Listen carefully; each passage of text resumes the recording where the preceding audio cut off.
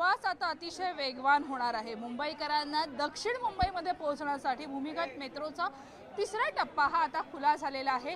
या मेट्रोने प्रवास करण्यासाठी मुंबईतील अनेक स्थानकही आता सज्ज झालेली आहेत। पंतप्रधान नरेंद्र मोदी यांनी आजपासून या मेट्रोचे लोकार्पण केलेलं आपल्याला पाहायला मिळतंय। तब्बल 33.5 किलोमीटर लांबीच्या या रस्त्यानं आपण जर प्रवास करत असाल तर 1 तासाच्या आत JVLR वरनं कफ परेड पर्यंतचा प्रवास तुमचा सहज शक्य होणार आहे। या मेट्रो स्थानकांमध्ये तब्बल 26 भूमिगत मेट्रो स्थानक आहेत। त्याचबरोबर मरोळ नाका हे अतिशय महत्त्वाचं स्थानक आहे, जिथून तुम्हाला मार्गिका 1 अर्थात अंधेरी ते घाटकोपर पर्यंतचा प्रवास करता येणार आहे। अतिशय नव्या रूपातली ही मेट्रो आपल्याला पाहायला मिळते। अद्ययावत सुविधांनी सज्ज अशी ही मेट्रो आहे। उद्या अर्थात सकाळी 6 वाजल्यापासून ही मेट्रो सर्वसामान्यांसाठी खुली होणार आहे।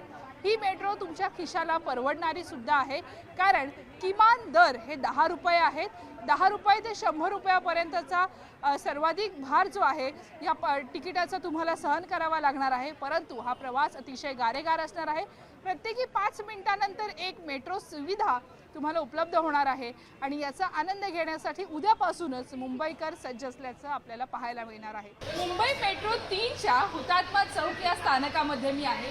आतमध्ये प्रवेश केल्यानंतर तुम्हाला इथे इंडिकेटर पाहायला मिळतात। समोर आपण बघतोय सुरक्षेसाठी 2 दरवाजे तैनात करण्यात आलेले आहेत। एक तुमचा मेट्रोचा दरवाजा असणार आहे आणि एक स्थानकातील। लगेचच तुम्ही जर वर पाहाल तर तुम्ही नेमके कोणत्या स्थानकात आहात, किती वाजलेले आहेत याची माहिती मिळेल। साधारणपणे आरे JVLR पासून तुमचा प्रवास सुरू होईल, कफ परेड पर्यंतचा असेल। याच दरवाजाच्या बाजूला तुम्हाला इमर्जन्सी बटन पाहायला मिळतं, ज्यावरती प्रेस केल्यानं हे चालकासोबत आणि या सिक्युरिटी सिस्टीम सोबत तुमचा संवाद साधला जाऊ शकतो। अतिशय मोकळी अशी ही आसन व्यवस्था आहे।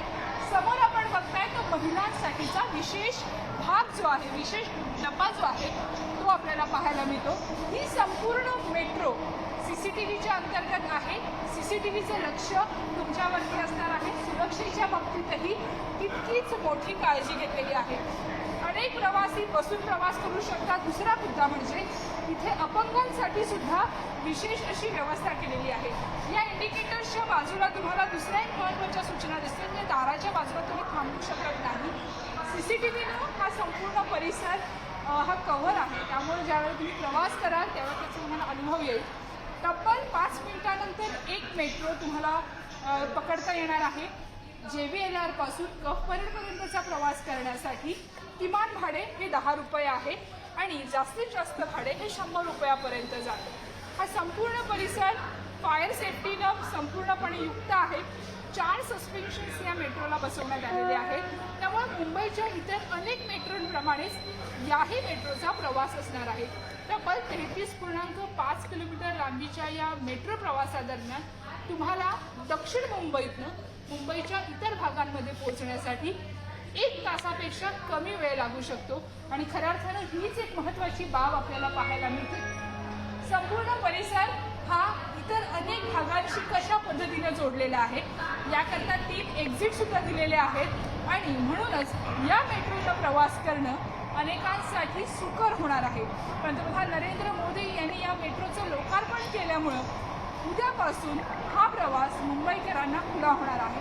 थेट कफ परेडपासून JVLR पर्यंतचा महत्त्वाचा टप्पा अनेक वर्षांच्या प्रतीक्षेनंतर पूर्ण झालेला आहे आणि मेट्रोचा वेगवान गारेगार प्रवास प्रदूषण कमी करण्यामध्ये सुद्धा मदत करणार आहे। विजय प्रवीण शेट्टीसह सुस्मिता बदाणे पाटील, न्यूज 18 लोकमत।